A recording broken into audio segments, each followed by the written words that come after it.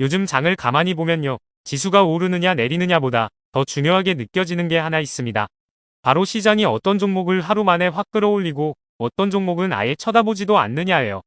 여기서 잠깐만 생각해 보세요. 이게 우연일까요? 아닙니다. 지금 장은 전체가 같이 가는 장이 아니라 선택적으로 건드리는 장입니다. 그래서 투자자 입장에서는 더 피곤해요.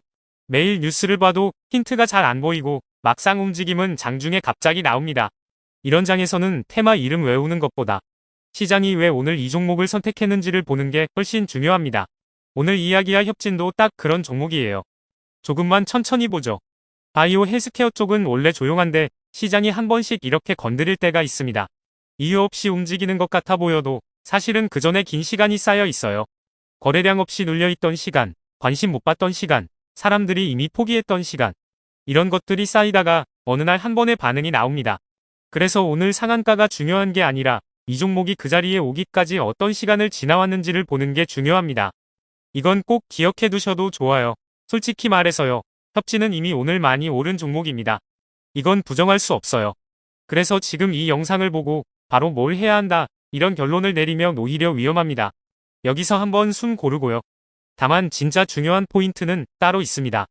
협진이 이렇게 움직였다는 건 시장 안에서 비슷한 조건을 가진 종목들이 지금 동시에 움직일 준비를 하고 있다는 신호일 가능성이 크다는 겁니다. 이건 경험적으로도 그래요. 시장은 절대 한 종목만 띄우지 않습니다. 하나가 먼저 튀면 그 다음 후보들이 자연스럽게 따라옵니다. 문제는 언제 보느냐예요. 대부분 사람들은 차트가 다 만들어진 다음에야 봅니다. 뉴스가 나오고 커뮤니티에 돌고 유튜브에 다 깔린 다음이죠. 그때는 이미 늦은 경우가 많아요. 그래서 이런 종목들은 영상에서 다 말하기보다 문자 주신 분들한테만 따로 정리해서 얘기합니다. 여기서 영업처럼 들리면 안 되니까 딱 이 정도만 말할게요. 010-4406-8870 2번호로 종목이라고 보내셔도 되고 상담이라고 보내셔도 됩니다. 지금 당장 다 봐놔도 괜찮아요. 순차적으로 하나씩 보고 있습니다. 급등한 종목은 끝이 아니라 다음 흐름을 알려주는 신호라는 것, 이 관점만 가져가셔도 충분합니다. 이제 협진 이야기를 조금 더 해보죠. 천천히 가겠습니다. 협진은 갑자기 튀어나온 종목이 아닙니다. 차트를 길게 보면 저점이 700원대였고 그 이후로 오랜 시간 동안 천천히 바닥을 다졌습니다. 이 과정에서 거래량은 거의 없었고 관심도 없었습니다. 이런 종목들 솔직히 잘 안 보죠. 그래서 대부분 투자자 기억에서 사라집니다. 그러다가 어느 순간 시장이 다시 불러냅니다. 오늘 협진이 딱 그 케이스예요. 거래량이 3,900만 주 넘게 터졌다는 건 단순한 개인 매수로는 설명이 안 됩니다. 여기서 중요한 건 흥분이 아니라 해석입니다. 이게 곧바로 상승 추세로 이어진다고 단정할 수는 없어요. 그래서 지금 단계에서는 방향 예측보다 반응 관찰이 더 중요합니다. 이 종목이 내일과 모레 어떤 식으로 눌리고 어떤 식으로 버티는지 이걸 보는 게 핵심입니다. 차트를 조금 더 뜯어보면요. 여기서 화면 한번 보시고요. 협진은 오늘 시가부터 강했고 장중에 한번 밀렸다가 다시 상한가로 올라갔습니다. 이건 그냥 잠긴 상한가가 아닙니다. 실제로 매도 물량을 받아내면서 올라간 흐름이에요. 그리고 아주 중요한 가격대 하나가 있습니다. 바로 1,800원대입니다. 이 구간은 과거에 여러 번 막혔던 자리예요. 오늘 이 구간을 거래량으로 돌파했다는 건 분명 의미가 있습니다. 다만 여기서 끝이 아닙니다. 바로 위에는 2,200원대라는 심리적 가격 구간이 있습니다. 여기를 어떻게 대하느냐에 따라 이 종목의 성격이 완전히 달라집니다. 예전에 바이오 종목들 기억나시죠? 상한가 하루 찍고 끝난 종목들. 그 종목들은 공통점이 있어요. 다음날 거래량이 바로 줄고 가격을 못 지켰습니다. 협진은 지금 그 갈림길에 서 있습니다. 그래서 정리해보면요. 협진은 오늘로 끝날 수도 있고 이제 막 시작점에 올라선 종목일 수도 있습니다. 이 두 가지 가능성을 동시에 열어두는 게 중요합니다. 이건 혼자 판단하면 정말 어렵습니다. 괜히 쫓아가거나 반대로 기회인데도 아무것도 못하는 경우가 많아요. 그래서 아까 중간에 한번 말씀드렸죠. 이런 흐름의 종목들 그리고 협진 다음 순서로 볼만한 종목들은 문자 주신 분들한테만 따로 정리해서 얘기하고 있습니다. 다시 한 번만 말씀드릴게요. 010-4406-8870 2번호입니다. 종목이라고 보내셔도 되고 상담이라고 보내셔도 됩니다. 시간은 상관없고 순차적으로 하나씩 보고 있습니다. 그리고 내일 영상에서는 오늘 협진처럼 이미 터진 종목이 아니라 아직 크게 튀지 않았지만 흐름이 만들어지고 있는 종목을 하나 더 가져올 겁니다. 오늘 영상은 터진 종목을 해석하는 방법이었다면 내일 영상은 터지기 전 종목을 보는 기준이 될 거예요. 여기까지 보셨다면 이미 절반은 알고 계신 겁니다. 여기서 한 가지 더 짚고 가고 싶은 게 있습니다. 이런 종목을 마주했을 때 사람 마음이 어떻게 움직이느냐예요. 사실 주식은 차트나 뉴스보다 결국 사람 심리가 먼저 반응합니다. 특히 오늘처럼 상한가가 나온 종목 앞에서는 누구나 마음이 복잡해져요. 이미 많이 오른 것 같고 그렇다고 놓치면 다시는 기회가 안 올 것 같고 이 두 감정이 동시에 올라옵니다. 그래서 이 구간이 가장 위험하면서도 동시에 가장 중요한 구간입니다. 조금만 솔직해져 볼게요. 대부분의 개인 투자자들은 종목이 조용할 때는 관심이 없습니다. 거래량 없고 뉴스 없고 움직임 없을 때는 아예 차트조차 안 봐요. 그러다가 하루에 거래량 터지고 상한가 한번 나오면 그제서야 관심을 갖습니다.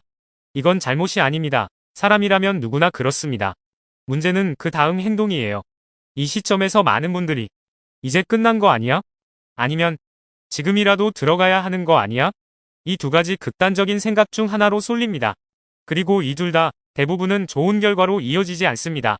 왜냐하면 시장은 항상 가장 많은 사람이 같은 생각을 할 때 정반대 방향으로 움직이기 때문입니다. 이건 교과서적인 이야기 같지만 실제로 차트를 오래 보다 보면 정말 자주 보게 되는 장면이에요. 상한가 다음 날을 떠올려 보세요. 시초가부터 갭이 뜨고 분위기는 좋습니다. 그런데 장중에 갑자기 밀리기 시작하면 그때부터 사람들 마음이 급해집니다. 아, 역시 고점이었구나. 괜히 들어왔다. 이런 생각이 순식간에 퍼집니다. 그리고 그 불안이 다시 매도로 이어집니다. 반대로 상한가 다음 날에 조금 밀리더라도 가격을 지키고 거래량이 과하지 않게 유지된다면 그때부터는 분위기가 완전히 달라집니다. 사람들은 그제서야 이거 생각보다 쉽게 안 죽네. 뭔가 더 있나? 이런 생각을 하기 시작합니다. 그래서 중요한 건 상한가 자체가 아니라 그 다음 날, 그 다음 주에 사람들이 어떻게 반응하느냐입니다. 가격보다 심리, 차트보다 행동. 이걸 보는 게 훨씬 중요합니다. 협진도 마찬가지예요. 오늘 하루의 움직임만 놓고 보면 굉장히 자극적인 종목입니다. 하지만 투자에서 진짜 차이는 오늘을 보고 흥분하느냐 아니면 오늘을 기준으로 내일을 준비하느냐에서 갈립니다. 여기서 한 번 더 숨 고르고요.